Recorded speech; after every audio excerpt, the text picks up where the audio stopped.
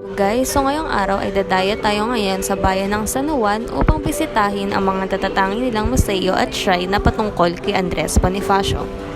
Kung inyong matatandaan, tinawag na ama ng Katipunan si Andres Bonifacio dahil itinatag niya ang KKK o kataas-taasang kagalang-galangang katipunan ng mga anak ng bayan. Ito yung statue ni God Andres Bonifacio. Pakita niyo sa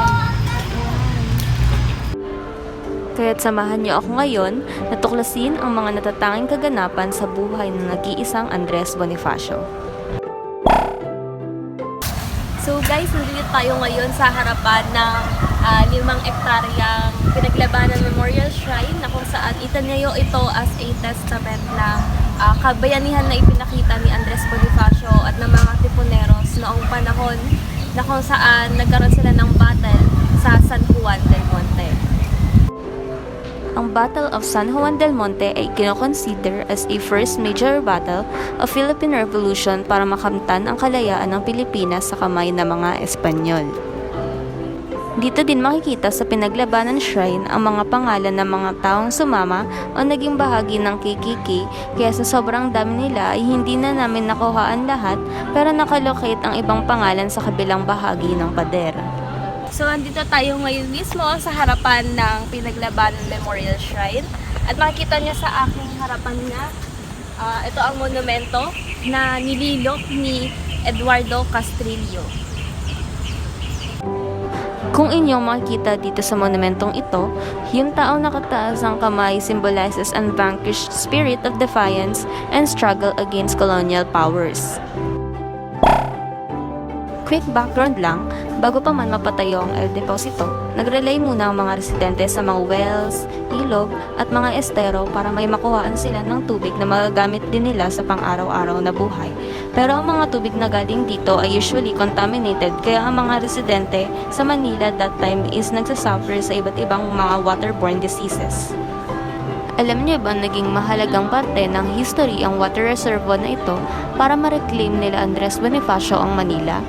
Ginamit din ito dati noong Battle of San Juan, panahon ng World War II para gamitin ng Japanese Army to store weapons, pati na din ang mga Amerikano. Ginawa din nila itong armory, ang El Deposito, to hide artilleries. Ginamit din ito as a sanatorium for tuberculosis patients and a firing range. So guys, nandito tayo ngayon sa ilalim at pinapakita dito yung El Deposito or yung underground reservoir and Carriedo Waterworks as a whole. And ang layo nito is ma-inspire yung mga kapwa natin Pilipino na pagyamanin or pag-ingatan natin yung mga natural resources natin, especially yung tubig. And also para ma-appreciate natin yung gawa ng mga kapwa natin Pilipino para for easier access na din sa kanila noong unang panahon.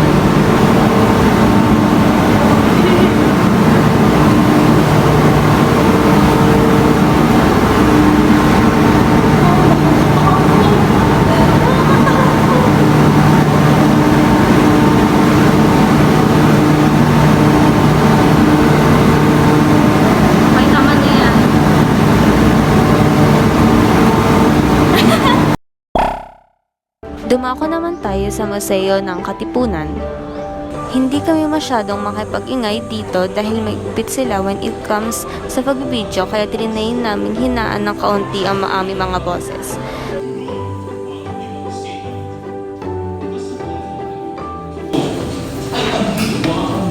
Sa pawuwang tayo ang pagdalo at pagdalo upang So guys, finally, andito na tayo ngayon sa Museo ng Katipunan. So ngayon guys, makikita niyo sa aking harapan, nakalagay dito sa may entrance ng KKK Museum. Ang museong ito ay inihahandog sa mga bayani ng kataas-taasan, kagalang-galangang katipunan ng mga anak ng bayan. So itinayo itong KKK Museum na to para ma-showcase contribution ng KKK sa ating bayan na pinangunahan ni Andres Bonifacio. Andito na yun. Tingnan mo.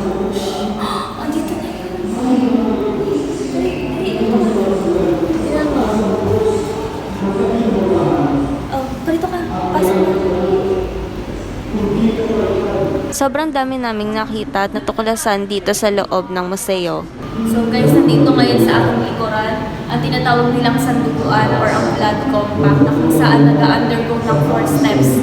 4 steps ang mga tao na gusto maging kasapi ng KKK. And also ginagamit nila ang sariling dugo nila upang kilalanin at pagtibayin pa ang kanilang sumpa na maging kasapi nga ng samahan na ito. Kasi na mo, dito sa na to, nakalagay gising ng mga Tagalog. Ito, hindi mo kung minsan about fashion isang sulat. Eight ng kikiki. Pwede yung sa mga ay matanda nila. Hindi ka lumat na rin mga nalibay na ang ilan. Ang tulubos, ang mahal sa kanila nila, umabot, tulad. Ito ngayon sa aking likuran ang diorama ng unang sigaw or tinatawag nating Cry of Bugad Lawin na kung saan pinapakita yung pagpunit ng sedula ng mga anak ng bayan para sa paghimagsik. Nasulat dito na sa naturang sigaw, nagkaisa ang mga anak ng bayan, bawang mga magsasaka, manggagawa, kabataan, kababaihan, mga profesional na dumidig sa hinaing ng inang bayan. Naikalat ang diwa ng paghimagsik sa mga lalawigan at mapapansin nyo dito sa huling paragraph. Sinasabi dito na ang sigaw sa Pugad Lawin ay ang kauna-unahan sa buong Asya.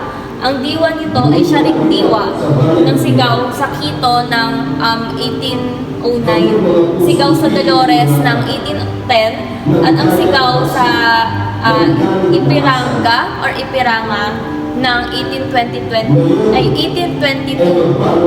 na nagpalaya sa ilan sa mga baluarte ng kalayaan sa daigdig ang Ecuador, Mexico at Brazil. Nakakamangha kasi nakakita nyo dito na nandito mismo yung totoong itsura ng sedula na pinunit ng mga anak ng bayan. Ayan, halatang luma na siya. Ito yung niya, nakasulat pa siya sa Espanyol. Nakalagay, sedula personal. Dito sa aking likuran, makikita ninyo yung statwa ng mga pangunahing miyembro ng KKK or ng Katipunan. Nandito si Dr. Pio Valenzuela. Ayan. Next naman, si Emilio Jacinto. Ng pusong Tagalog sa buhay ng lahat. Ito, At ang kanya si Gregorio kalooban, de Jesus. malamang tahimik. Ang di ko Ang tukaw pinakahuli ay sa si pag-umagsik. Andres Bonifacio. Kung inyong maririnig sa background, kaya siya maingay kasi maririnig nyo yung pag-ibig sa tinubuang lupa. Ano siya, oh.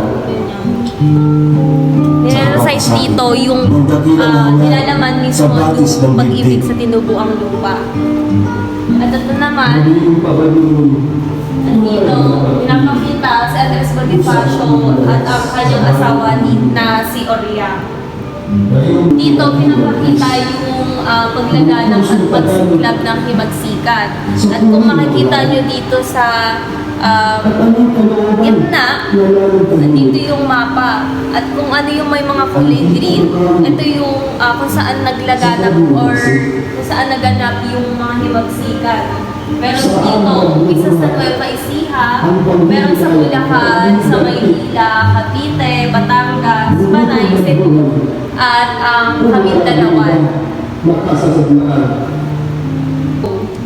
So dito, makikita nyo dito sa aking likuran yung timeline na paglaganap ng digmaan at ang mga huling araw ni Andres Bonifacio. Masyado siyang marami kung yung timeline na pag-uusapan. Hindi na natin siya isa-isahin. Pero makikita nyo dito yung mga dates. And kapag ginano nyo siya, makikita nyo kung ano yung mga nangyari noong mga araw na yon. At example dito is yung naganap noong August 23, 1896 na kung saan naganap nga yung Cry of Bugad Lawin sa Balintawak.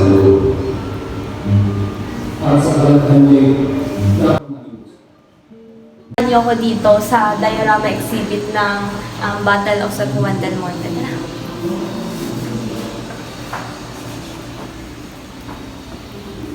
Nakapaskil dito yung kartilya ng Katipunan. And dito sa gilid, makikita niyo yung mga diorama. Doon na-establish ito Katipunan. Yan. Ito yung ano? Brush din ko.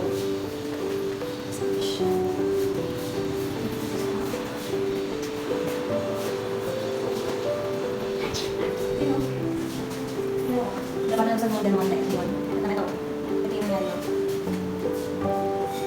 Kasi ito, yung first month result na ito na, ito yung nangyari yun. Ang dami namatay. Ito, ilagay siya. Miss Marshall.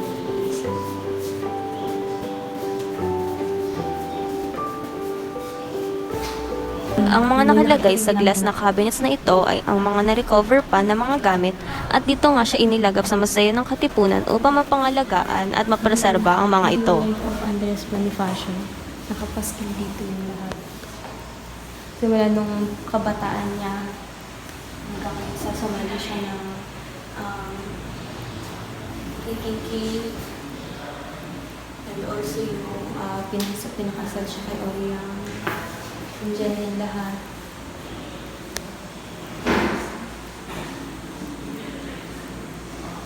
First love, son's dead.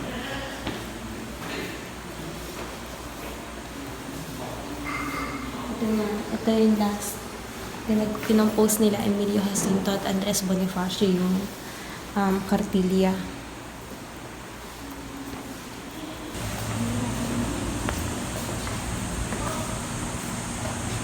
Ito, isa pang diorama ng Carl of Cuban, ay Blood Compact. Yan. Ito pa yung isang diorama ng Blood Compact or Sandubuan. Ayan, makita nyo. Sinugatan niya ang kanyang pulso. At yan ang gagamitin niya na pang sign ng dokumento. Nakatibay na siya bahagi na ng katipunan. Di maikakaila na malaki ang naging ambag ni Andres Bonifacio upang makamtan natin ang kalayaan na matagal na nating tinatamasa sa kamay ng mga Espanyol. Ang inyong mga nakita sa binyag na ito ay ang mga contributions na nagawa niya sa ating bayan na kailanman ay hindi matutumbasan, kaya't nararapat lamang na siya'y ating purihin at itatak sa ating mga puso't isipan. Hanggang dito na lamang at maraming salamat.